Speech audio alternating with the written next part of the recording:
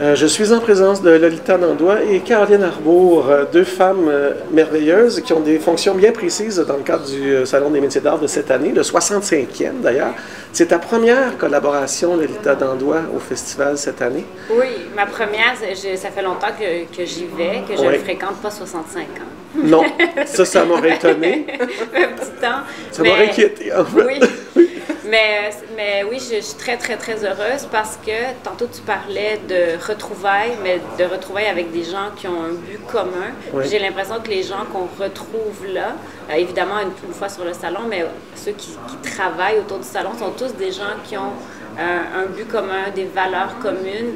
Et ces valeurs-là, c'est des valeurs que je pense qu'on doit avoir de plus en plus, réaliser à quel point c'est important d'encourager nos artisans puis d'acheter ce qui se fait chez nous. Absolument. Donc, c'est une première collaboration, j'espère pas la dernière, mais très, très heureuse d'être dans l'équipe. Pour les gens qui ne connaîtraient pas ton travail, tu vas t'occuper particulièrement du volet textile, en fait, parce que tu es une chroniqueuse mode, tu t'intéresses à la mode, tu es blogueuse, chroniqueuse.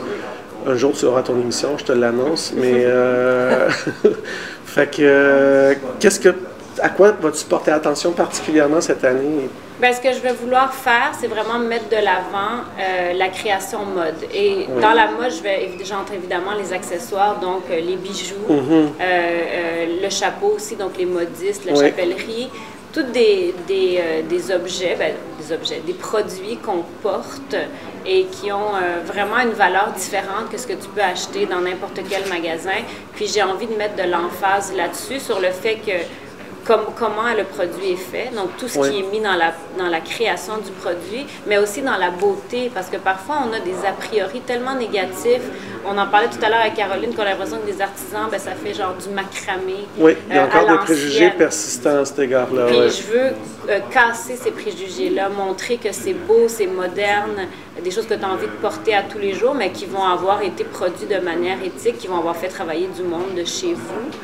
Qui vont avoir été réfléchis par des gens comme Caroline. Donc, il y a vraiment un processus en arrière de ça, puis le résultat est magnifique à porter. Donc, c'est là-dessus que je veux... que tu vas mettre l'emphase, que tu vas mettre la lumière.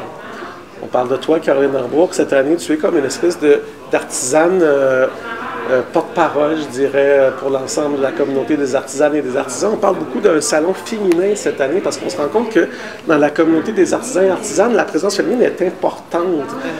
Et en région aussi, dans les régions éloignées, toi, tu es d'une région éloignée, maintenant tu es en Abitibi. Oui. Bon, d'abord, tu vas me parler de ton travail, puis tu vas me parler de ta réalité d'artisane en région éloignée. Artisane et entrepreneur aussi, parce qu'une artisane, c'est aussi une entrepreneur. Exact. C'est aussi une business que tu as. C'est une business à part entière. Comme faut que je vérifie mes chiffres, moi aussi, que ça soit rentable. Oui. Mais effectivement, moi, ce que je fais dans la vie, c'est des bijoux. Donc, des bijoux qui sont très symboliques parce que j'aime beaucoup écrire. Exact. J'en ai un ici. Je tourne autour beaucoup des émotions, de tout ce qui est le scarabée, la protection.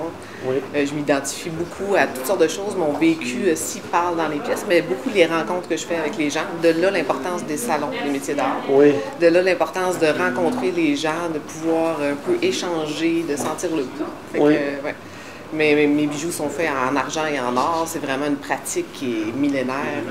Et c'est des pièces incroyables. Là. C'est ça, moi, je suis très sculpturale dans ce que je fais. Fait que c'est toujours en 3D. Moi, je ne vois pas en 2D, je vois en 3D. Je suis plus sculpteur joaillière que joaillière comme on apprend à la base. Là. Oui. Fait que c'est ça, je vais travailler beaucoup de mes pièces sont sculpturales comme ce que je porte. C'est toutes 3 dimensions. C'est comme ça que je me suis fait connaître aussi. C'est vraiment des pièces... Est-ce que tu es autodidacte ou tu as appris... J'ai fait un cours, un DEP de 2 ans. OK. Ouais. Et ensuite, j'ai tout appris par moi-même. En travaillant aussi pour un autre joaillier qui m'a appris à sertir les pierres un peu plus. Là, Je fais tout moi-même. On a l'impression que Montréal est le cœur battant des métiers d'art, mais dans la réalité, statistiquement, c'est pas ça du tout. Ça se passe beaucoup dans les régions. Oui.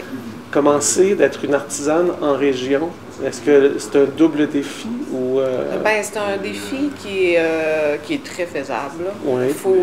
Il y a 2 façons de le faire. Soit que tu restes dans ta propre région, tu as ta petite boutique, que tu travailles avec le tourisme. Ou comme moi, qui se promène entre la ville et mon atelier.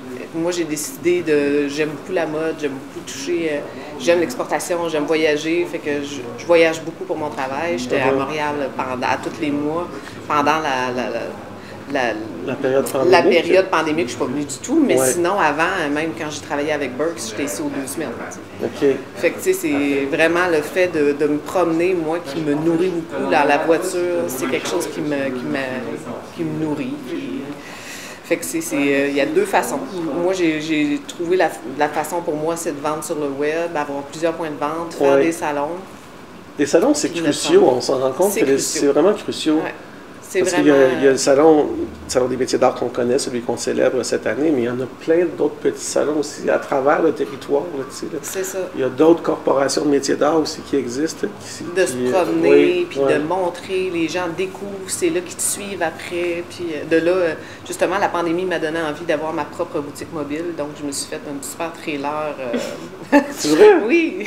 Wow. Ça va être super cool avec un petit patio et tout. J'ai mon lit là-dedans. Puis, je vais pouvoir, je veux aller dans les festivals, je veux montrer un peu c'est quoi. Aller manger de l'asphalte un peu, puis aller... c'est ça, j'aime ça faire de la route, c'est faire un road trip, puis c'est ça. Fait que je pense qu'il y a plein de façons d'être artisan en région. Je vous souhaite un bon salon à toutes les deux. J'ai hâte de vous recroiser, on va se recroiser là-bas, c'est sûr et certain. Merci. Merci.